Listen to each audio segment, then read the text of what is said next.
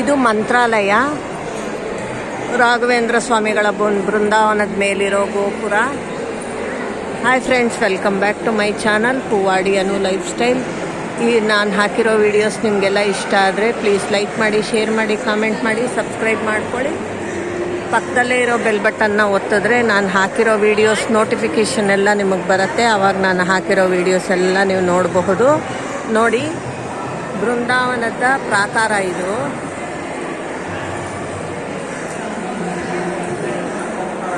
ದೇವಸ್ಥಾನದ ಪ್ರಾಕಾರ ಇದು.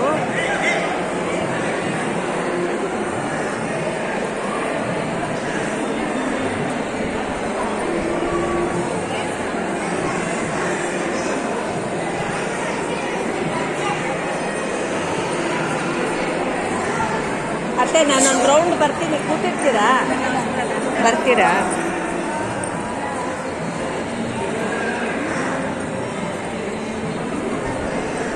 ಹಿಂಗೆ ಹೋಗೋಣ. ಅಲ್ಲೇನೇನೋ ಸಿಂಹಾಸನಗಳೆಲ್ಲ ಇಟ್ಟಿದ್ದಾರೆ.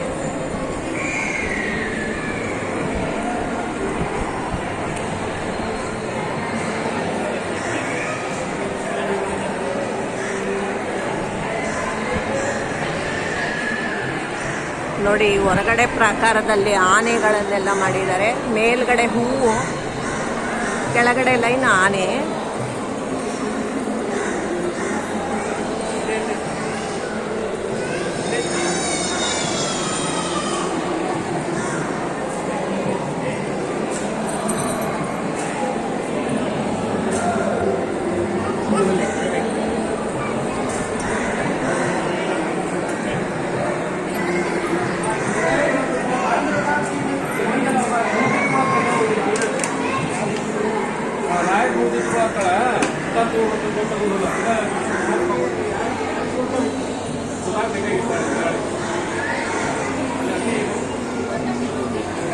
ಇವೆಲ್ಲ ರಾಯರ ವಾಹನಗಳು. ಹೊಸದಾಗಿ ಮಾಡಿಸಿದ್ದಾರೆ ಅನಿಸುತ್ತೆ. ನಾವು ಮೊದಲು ಬಂದಾಗ ಏನು ನೋಡಿರಲಿಲ್ಲ. ಇವಾಗೆಲ್ಲ ಲೈನಾಗಿ ಇಟ್ಟಿದ್ದಾರೆ. ಹಂಸ, ಸಿಂಹ, ಕುದುರೆ, ಆನೆ, ಹುಲಿ.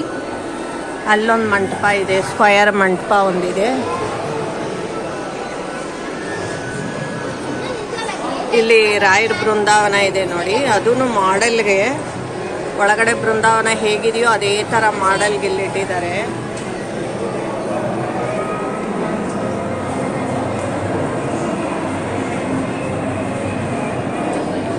ಪ್ರಾಕಾರೋತ್ಸವ ಬರ್ತೀವಲ್ವಾ, ಅಲ್ಲಿ ಪಕ್ಕಕ್ಕೆ ಇಟ್ಟಿದ್ದಾರೆ. ಗ್ಲಾಸ್ ಮಾಡಿಬಿಟ್ಟು ಅದರಲ್ಲಿ ಇಟ್ಟಿದ್ದಾರೆ. ಇದೆಲ್ಲ ರಾಯರ ಸಿಂಹಾಸನ. ಮುಂದ್ಗಡೆ ಆನೆ ಇದೆ. ಸಿಂಹಾಸನ ನೋಡಿ ಎಷ್ಟು ಚೆನ್ನಾಗಿದೆ.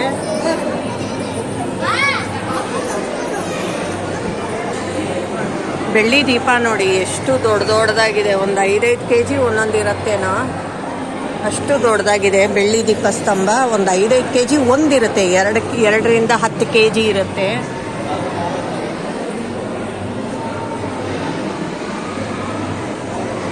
ಇದು ಕೃಷ್ಣ ಇಟ್ಟಿದ್ದಾರೆ ಸಿಂಹಾಸನದಲ್ಲಿ. ಇನ್ನೊಂದು ಸಿಂಹಾಸನ ಇದು. ಸಿಂಹ ಇದೆ ಆ ಕಡೆ ಈ ಕಡೆ. ಇಲ್ಲಿ ಕುದುರೆ. ಇದು ಮತ್ತೊಂದು ಸಿಂಹಾಸನ ನೋಡಿ.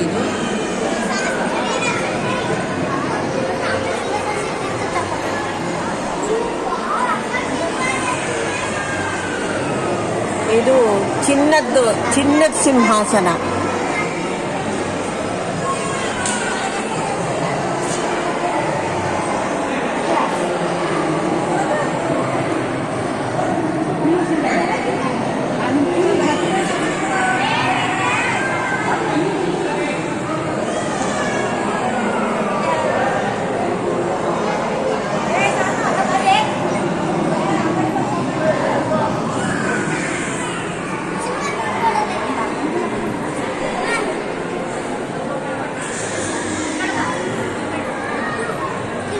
ಇದು ಪಲ್ಲಕ್ಕಿ, ಅಡ್ಡ ಪಲ್ಲಕ್ಕಿ ಅಂತಾರಲ್ಲ ಆ ಥರ ಪಲ್ಲಕ್ಕಿ.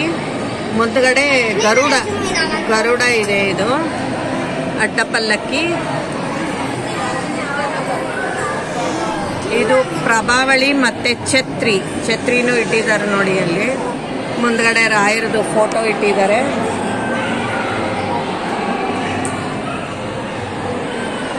ಈ ಕಡೆ ಒಂದು ಫೋಟೋ ಮತ್ತು ಕಳಶ ಇಟ್ಟಿದ್ದಾರೆ.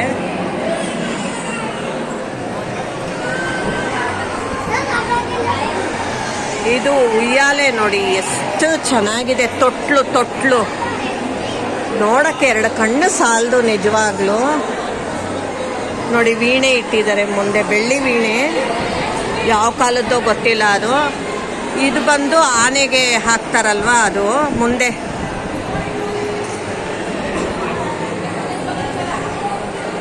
ಬೆಳ್ಳಿ ತೊಟ್ಲಲ್ಲಿ ನಟರಾಜನ್ ಕೂರಿಸಿದ್ದಾರೆ.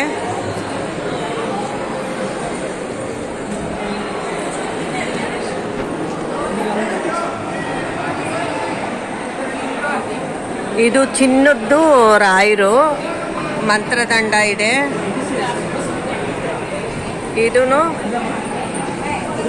ಇದು ನೋಡಿ ಇನ್ನೊಂದು ದಂಡ.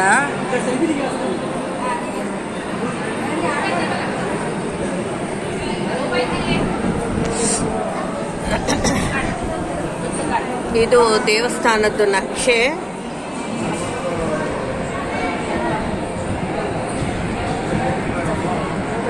ಮಿನಿಯೇಚರ್ ದೇವಸ್ಥಾನ.